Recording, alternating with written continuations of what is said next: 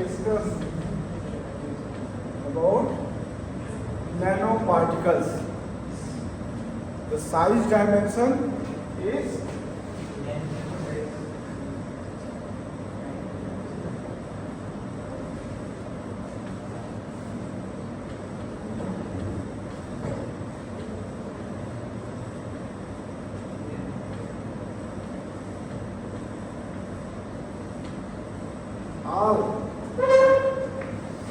all dimension are having less than 100 nanometer size. तो आज हम डिस्कस करेंगे कि इसको बनाते कैसे.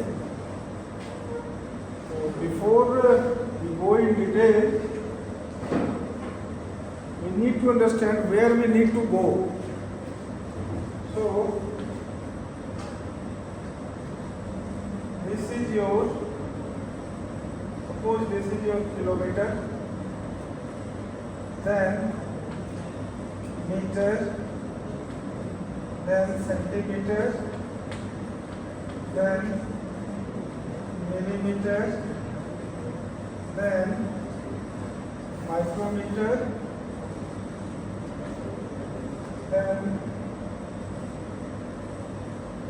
nanometer. Nanometer, angstrom, picometer, and later on femtocopter. So this is the scale starting from kilometer to femtometer. 10 to power, अगर यहाँ पे करें 10 to power 3, 10 to power 2, 10, 1, 10 power minus 1, minus micro हो गया ना 6, minus 9, minus 9, minus 10, minus 12, minus 15. Okay, this is the instance of meter. Okay, कहीं गड़बड़ हो रहा? 100 सेंटीमीटर का 1 मीटर होगा, जब सेंटीमीटर क्वेश्चन करते हैं तो ये हो जाएगा. ठीक है. सो हमें पहुंचना है यहाँ पे और यहाँ पे. By any means we need to reach 10 to power minus 9. Okay. So एक काम ये हो सकता है कि कोई मटेरियल ये है, इसको तोड़ तोड़ के यहाँ पहुंचा दें. एक काम हुआ, कोई मटेरियल है हमारे पास किसी भी लेवल पे, उसको हमने इसको ब्रेक किया और इसको यहाँ पहुंचा दिया. दूसरा मटेरियल है इसके नीचे के लेवल पे है और यहाँ हमने जोड़ के पहुंचा दिया. There are two ways to make nanoparticle.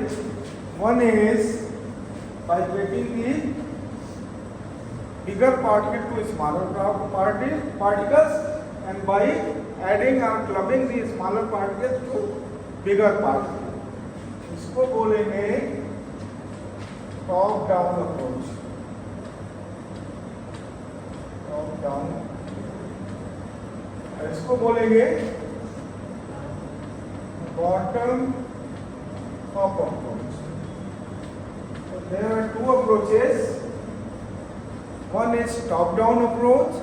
Top down मतलब तोड़ के बनाना, and bottom up approach means जोड़ के बनाना. तो नैनो पार्टिकल दो तरीके से बन सकते हैं. अब हम बात करते हैं top down approach. Top down approach जैसे चटनी बनाते हैं. चटनी में क्या करते हैं? धनिया लिया,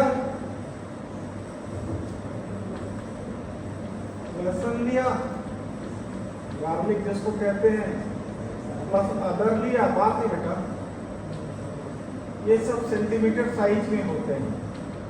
इसको चॉप किया, सेंटीमीटर साइज में आ गए। अब इसको क्या किया कि हमने ग्राइंड किया। ग्राइंड करने के बाद ये हमारी चटनी बन गई। ये कौन सा अप्रोच हुआ? This is your top down approach. हमने इसमें क्या यूज किया? Grinding approach. इस टाइप के नैनो पार्टिकल फॉर्मुलेशंस को बोलते हैं physical oblique mechanical method of ENP formulations।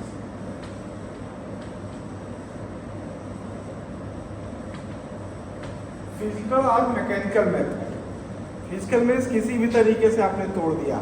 Mechanical means you need to go for high energy ball mill. इसके लिए जो टूल यूज करते हैं मैकेनिकल के लिए या फिजिकल के लिए, उस टूल का नाम है हाई एनर्जी बॉल मिल। हाई एनर्जी बॉल मिल जिस टूल को यूज करते हैं।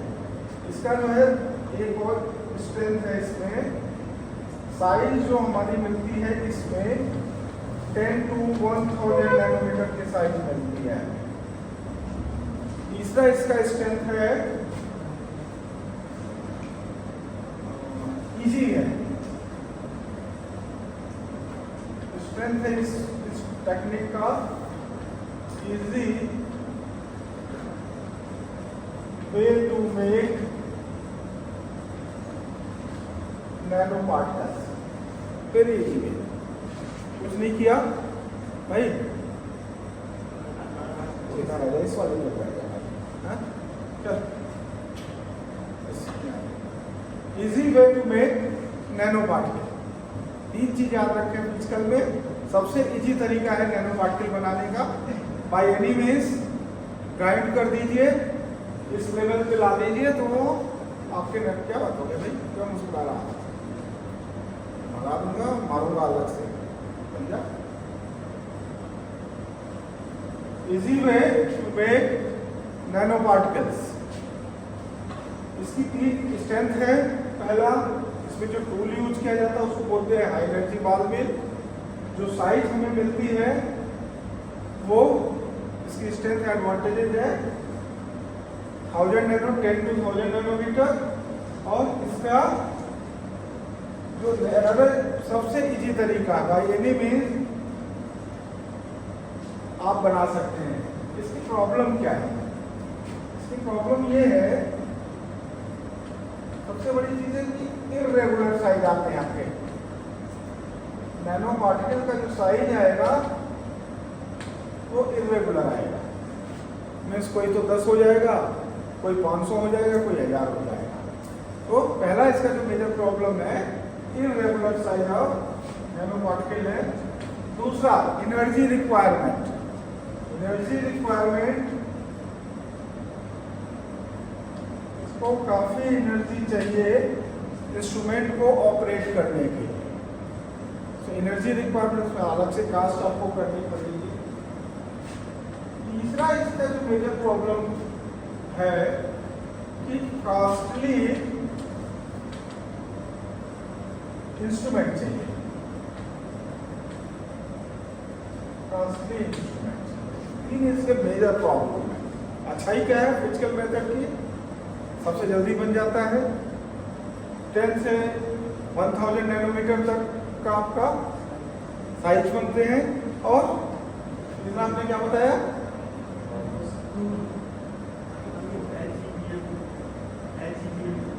इसकी जो मशीन है वो हाई एनर्जी बॉल में है। इसकी प्रॉब्लम ये हो गई। इसके दूसरे तरीके पे हम आए तो हम दूसरे तरीके पे हम बात जब भी हमने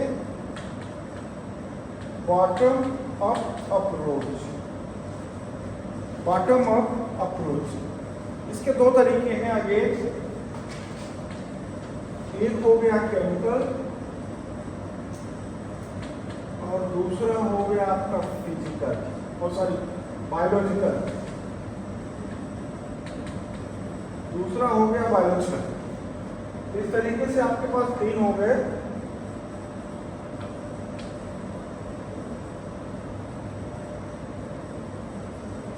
पहला हो गया आपका फिजिकल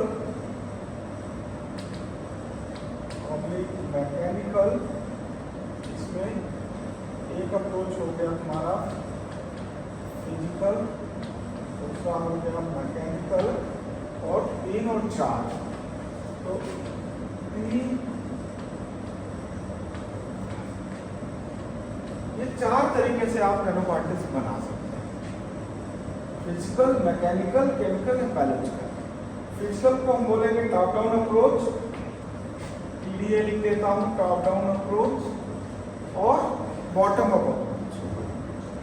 इसमें तो आसान था कि आपने किसी बड़े चीज को लिया, उसको छोटा छोटा ग्राइंड करके नैनो लेवल तक उसकी साइज 10⁻⁹ कर दिया। बट इस केस में क्या है, आपको छोटे छोटे से ऊपर जोड़ना है, इलेक्ट्रॉन को आयन में कन्वर्ट करना, आयन को नैनो में कन्वर्ट करना है। तो इसके जो 2 तरीके की एक प्रोसेस है, ये प्रोसेस जैसे सबसे पहले तो हमने सपोज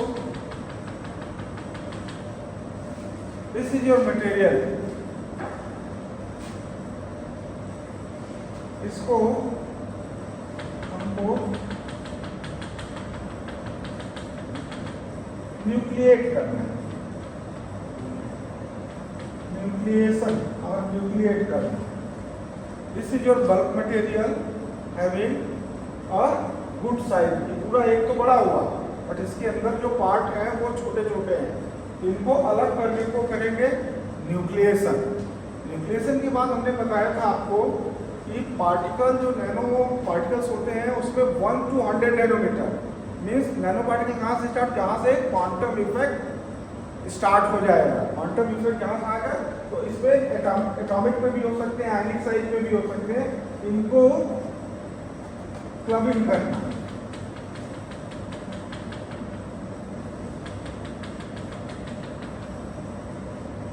तो क्या है, 2 चीजें हम करते हैं इसमें बॉटम अप अप्रोच में। इसको बोलेंगे रिडक्शन या रिडक्शन प्रोसेस, और इसको करेंगे कैपिंग। रिडक्शन प्रोसेस को जो केमिकल यूज करते हैं उसको बोलते हैं रिड्यूसिंग एजेंट, इसको बोलेंगे कैपिंग एजेंट। तो चाहे वो केमिकल हो और चाहे वो बायोलॉजिकल हो, चाहे वो केमिकल हो चाहे वो बायोलॉजिकल हो, इन 2 एजेंट्स को यूज करके उसके नैनो पार्टिकल्स बनते हैं, capping agent and reducing agent. Reducing agent क्या करता है, इसको छोटे छोटे एटम्स को एक्साइट करके न्यूक्लिएट करता है। कैपिंग एजेंट क्या करता है कि 2-4 एटम्स को इकट्ठा करके उसके ऊपर एक कवर बनाता है।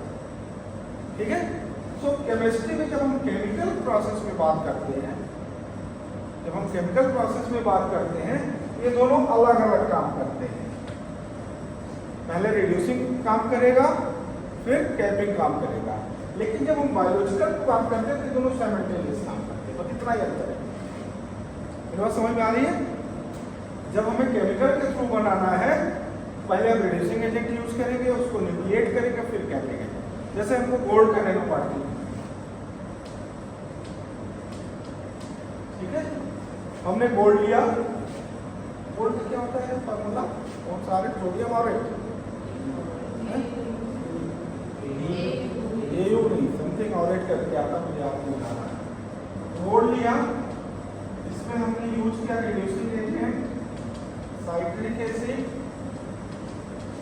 और फिर हमें मिल गया न्यूक्लिएटेड गोल्ड मिल गया। इसमें हमने पॉलीइथीन डाइक्लोराइड यूज किया, और हमने गोल्ड का नैनो पार्टिकल है। 2 स्टेप हुआ, पहले हमने रिड्यूस किया, फिर हमने कैप किया। जो आप लोग कर रहे हो वो कर रहे हो ये वाला, जिसमें ये दोनों एजेंट नेचुरली पाए जाते हैं और साइमल्टेनियसली वर्क करते हैं। ठीक है, सो ये 3 है। अब इसकी अच्छाई समझो। जैसे फिजिकल में क्या होता है, नॉन यूनिफॉर्म हमने बताया, नॉन यूनिफॉर्म साइज के नैनो पार्टिकल्स मिलते हैं। इन दोनों में क्या मिलेंगे, यूनिफॉर्म साइज मिलेंगे। इन दोनों में यूनिफॉर्म साइज के नैनो पार्टिकल मिलेंगे। अगर 5 नैनोमीटर्स के हैं तो लगभग सारे 5 नैनोमीटर्स के बनेंगे। तो पहला इसका एडवांटेज है यूनिफॉर्म साइज के हैं। दूसरा इसका एडवांटेज है कि एनर्जी रिक्वायरमेंट नहीं है बहुत ज़्यादा। ठीक है, तो energy requirement less energy required है। थर्ड इसका एडवांटेज क्या है, फास्टर भी। ये फास्टर है केमिकल वाला, फास्टर है। इसका डिसएडवांटेज क्या है, कास्ट ऑफ केमिकल इसका डिसएडवांटेज है, केमिकल की कास्ट। दूसरा एनवायरमेंट फ्रेंडली नहीं है। 2 इसके डिसएडवांटेज है। और इन दोनों के अलावा ये दोनों एडवांटेज यहाँ पे मिल जाते हैं बायोलॉजिकल में। लेकिन बायोलॉजिकल का डिसएडवांटेज क्या है कि ये फास्टर नहीं। ठीक है, अभी तक कुछ डाउट है किसी को? Any doubt? तो हमारे पास नैनो पार्टिकल बनाने के इसके अलावा बहुत सारे हैं, ऐसा नहीं कि इतने ही हैं, बट इतना आपके लिए काफ़ी है। एक फिजिकल मेथड, दूसरा मैकेनिकल मेथड, तीसरा केमिकल मेथड, चौथा बायोलॉजिकल मेथड। फिजिकल मेथड में इजी है, हाई एनर्जी बॉल्ब यूज करते हैं और मोस्टली मेटेलिक के लिए यूज करते हैं, मेटेलिक पार्टिकल्स के लिए। फिजिकल में और क्या हमने बताया था, एक चीज बताया था हमने, क्या बताया था, high energy size 10 to 1000 nanometer. Physical mechanical का ये है, केमिकल में साइज यूनिफॉर्म है, इजी है, फास्टर है और एनर्जी रिक्वायरमेंट लेस होती है। प्रॉब्लम क्या है, एनवायरमेंटल फ्रेंडली नहीं है, cost of chemical involve. Biological में इजी है बट स्लोअर है। इसमें सिर्फ ये प्रॉब्लम बायोलॉजिकल में नहीं है और हर चीज के लिए स्क्रीन करना पड़ता है। तो आपका ये बन गया नैनो पार्टिकल बनाने का तरीका। आप सभी ने कलेक्ट कर लिया है अपना मटेरियल, बायोलॉजिकल मटेरियल। ठीक है, उसकी कोई अलग से क्लास नहीं होगी। आप आकर के 2-3 दिन के में मेरी लैब में आकर के उसको आप कर लेंगे, हैंड्स ऑन प्रैक्टिस। कॉन्सेप्ट आपको समझ में आ गया, रिड्यूसिंग एंड कैपिंग। जब भी केमिकल बायोलॉजिकल की बात करेंगे तो क्यों चाहिए, किसी को पूछना चाहिए कि क्यों हमें कैपिंग की जरूरत है, क्यों हमें कैपिंग की जरूरत है, कोई बताएगा क्यों हमें कैपिंग की जरूरत है, क्यों हमें रिड्यूसिंग की जरूरत है?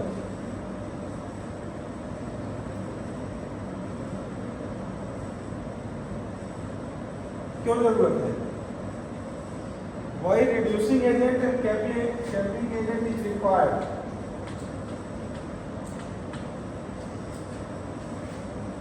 क्यों?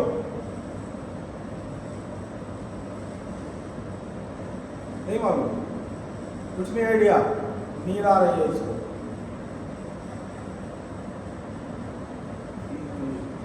अरे हो गया, तुम तो ब्लैक लिस्ट में हो। चलो बताओ, प्रशांत नाम है तुम्हारा ना, क्या नाम है? हाँ, दुष्यंत, कुशाक,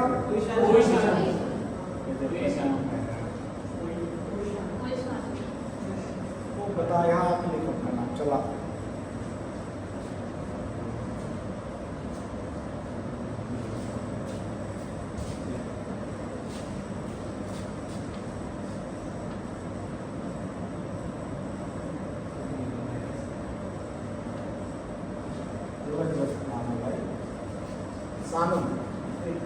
चलो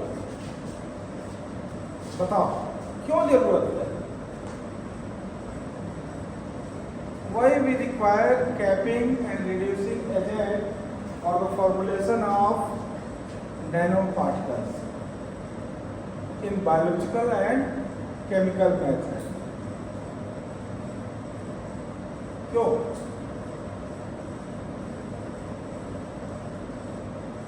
पता है क्यों?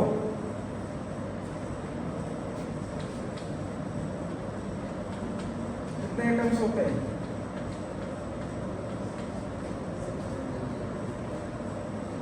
कितने होते हैं? एवोगाड्रो नंबर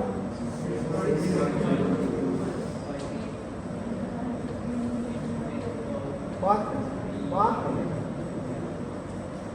ये नंबर होते हैं। कॉन्सेप्ट इसका ये है कि कोई भी मटेरियल लेंगे उसके 1 मोल में इतने एटम्स होंगे। हमने बताया था आपको क्लास में कि नैनो पार्टिकल्स में क्या होते हैं कि 2-3 एटम मिलके एक नैनो पार्टिकल्स बनते हैं। 2-3 एटम मिलके एक नैनो पार्टिकल। तो सपोज करो ये गोल्ड है, तो गोल्ड में इतने नंबर ऑफ एटम होंगे और एक गोल्ड नैनो पार्टिकल अगर 1 नैनोमीटर साइज का गोल्ड एनपी बनाना है तो आपको 3.5 एटम्स चाहिए। अगर 1 नैनोमीटर साइज का गोल्ड है तो आपको मिनिमम मतलब अगर गोल्ड को आपको नैनो पार्टिकल बनाना है तो आपको इतनी एटम चाहिए। अब क्या है, हमने इसको तोड़ने के लिए इंडिविजुअल में तोड़ने के लिए हमको रिड्यूसिंग एजेंट चाहिए। इसको एटॉमिक लेवल पे अलग अलग करने के लिए रिड्यूसिंग एजेंट चाहिए। ठीक है, क्यों चाहिए reducing agent? To break the material at atomic level. अब कैपिंग क्यों चाहिए? कैपिंग क्यों चाहिए? एक प्रॉब्लम होती है एग्लोमरेशन।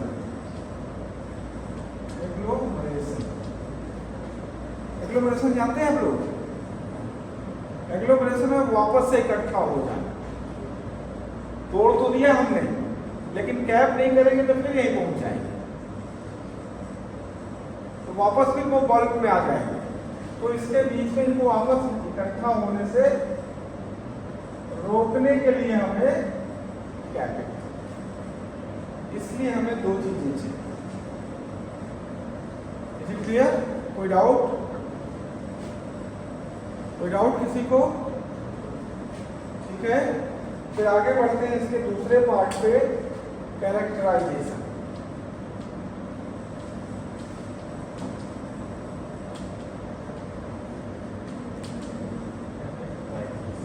दूसरा पार्ट हुआ है।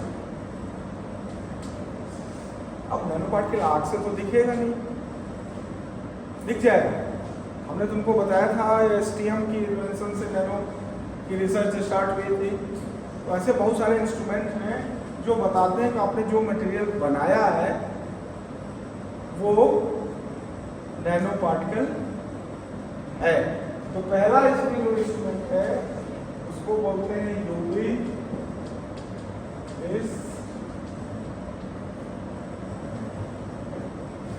ये तो देखा है आपने सभी ने, इसको बोलते हैं स्पेक्ट्रोफोटोमेट्री।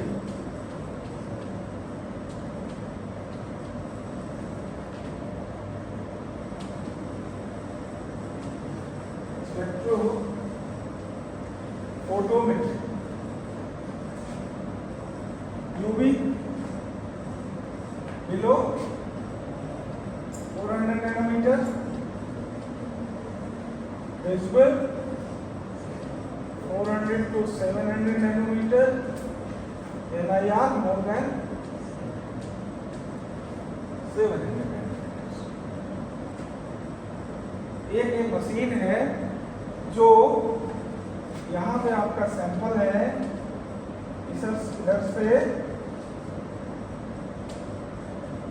रेडिएशन रेज डालती है इन सब नैनोमीटर। वेवलेंथ जानते हैं? वेवलेंथ जानते हैं? क्या होती है वेवलेंथ? क्या होती है वेवलेंथ?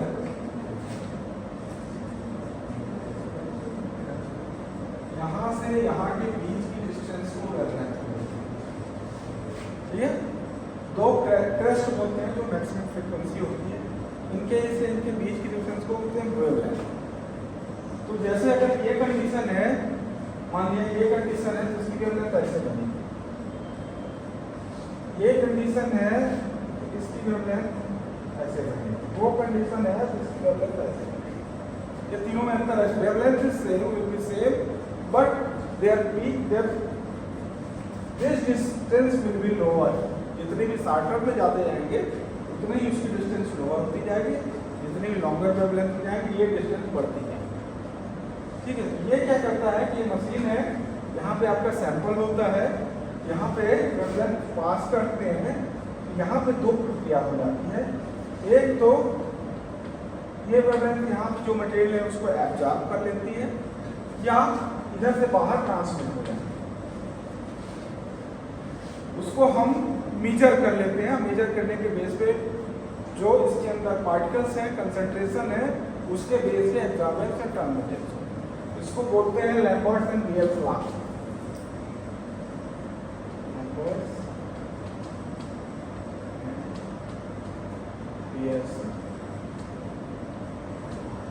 ये कहता है कि जो इसकी ट्रांसमिटेंस और एब्जॉर्बेंस है वो डिपेंड होती है यहाँ से इसकी चौड़ाई कितनी है और इसका कंसंट्रेशन कितना है। Bits of the cubic and concentration वो डिसाइड करती है कि ये वेवलेंथ कैसे होगी। तो जब हम नैनो पार्टिकल्स में पढ़े हैं, क्या होगा? वेवलेंथ शो करेगी, रिएक्ट करेगी, एब्जॉर्बेंस बढ़ाएगी, ट्रांसमिटेंस कम करेगी, ट्रांसमिटेंस बढ़ाएगी, एब्जॉर्बेंस उस बेस पे। लेकिन इसकी लिमिटेशन ये है कि मोस्टली हम इस इंस्ट्रूमेंट को मेटेलिक नैनो पार्टिकल्स में ही यूज कर सकते हैं। इसमें एक चार्ट होता है जिसको बोलते हैं माई चार्ट।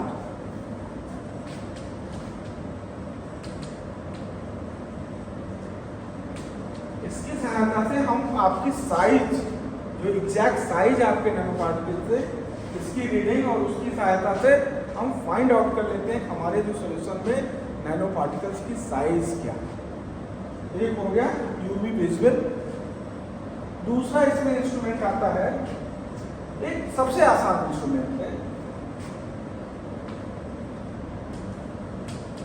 लेजर।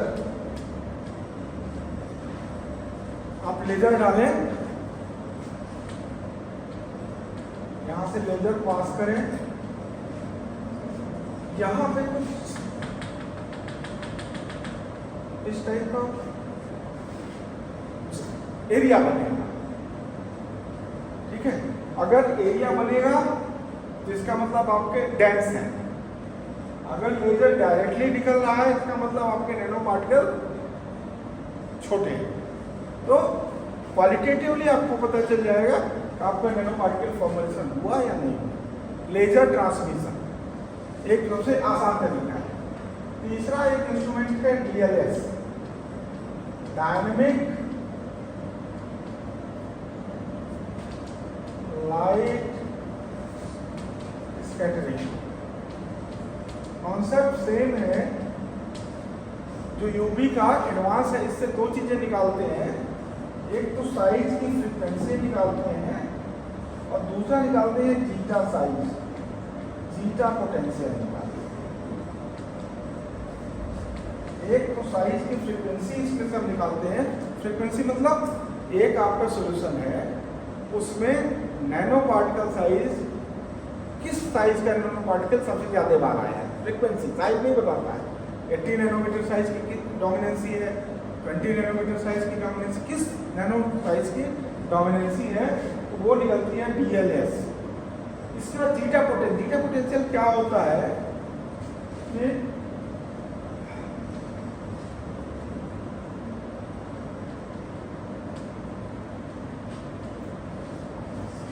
आपका इलेक्ट्रॉन अलग हो जाता है। अब इलेक्ट्रॉन अलग हो जाता है अगर इनके बीच की डिस्टेंस कम होगी तो क्या करेंगे, तो आपस में जुड़ जाएंगे। अगर जैसे एक यहाँ और यहाँ के बीच में डिस्टेंस कम है, अगर मान लीजिए यहाँ पे है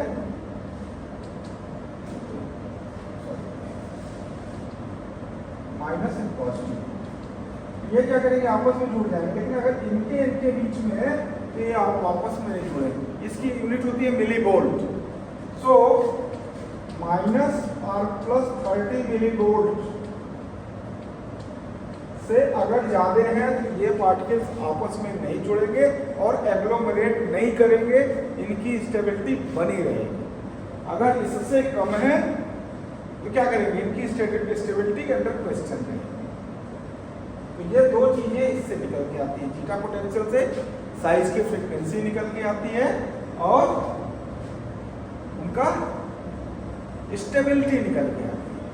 तीसरा इसमें है, तीसरा हो गया, चौथा हो गया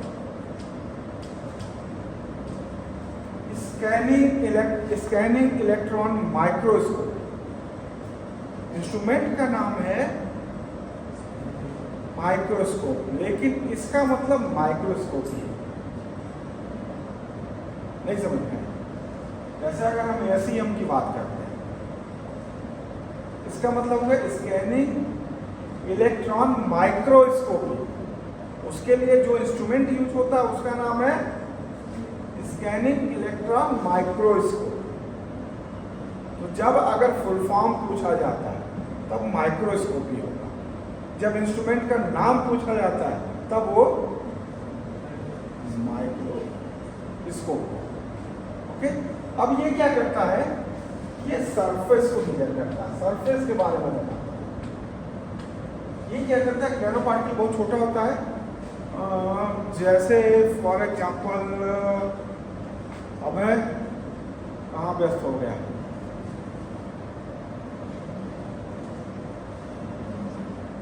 जैसे फॉर एग्जांपल सरफेस। आप लोग अगर देखेंगे, पता नहीं हमने डाला कि नहीं डाला, विंग डाला है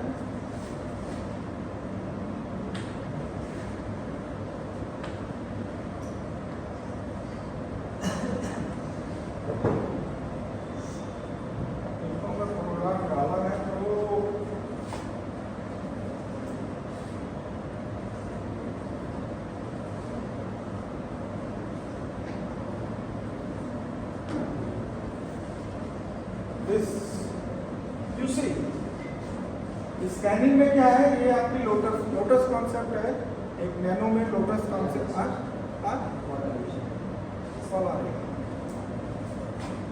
लोटस कॉन्सेप्ट है।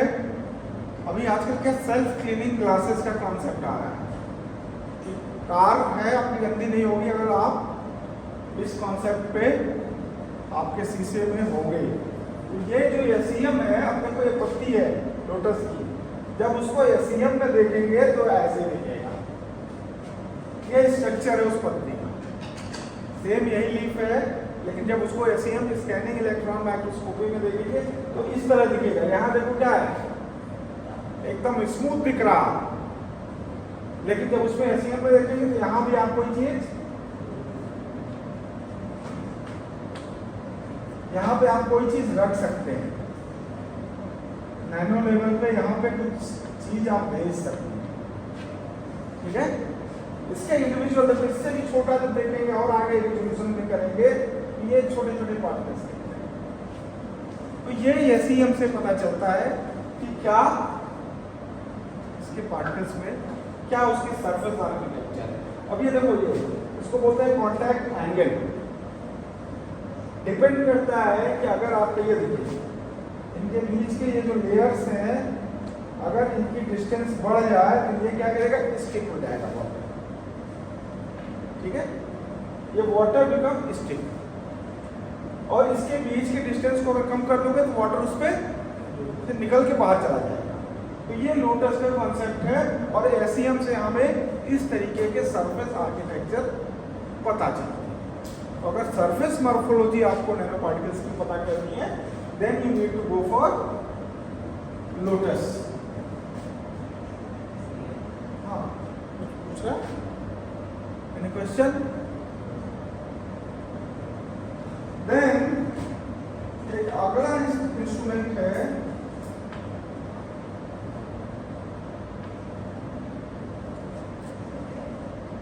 जो अगला इंस्ट्रूमेंट है उसको बोलते हैं TEM। 5 नंबर हो गया, transmission electron microscopy. Internal composition क्या है उसमें, वो तो इस सरफेस बता दिया, बट उसमें है क्या चीज, क्या उसका कंपोजिशन, तो उसको मेजर करने के लिए हम TEM यूज करते हैं। ये कुछ इंस्ट्रूमेंट हैं जो यूज होते हैं नैनो पार्टिकल के कैरेक्टराइजेशन। सिर्फ यही नहीं है, इसके अलावा भी बहुत सारे, बट ये मेजर इंस्ट्रूमेंट।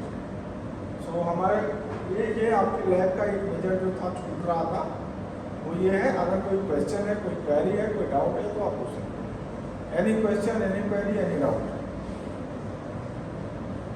है? कोई डाउट किसी को? कोई चीज नहीं समझ में आई, अब तक हमने पढ़ाया वो समझ में नहीं आया,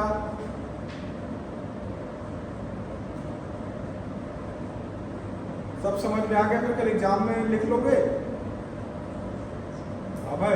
अच्छा, कितने लोग ऐसे हैं जिन्होंने अभी असाइनमेंट नहीं सबमिट किया है?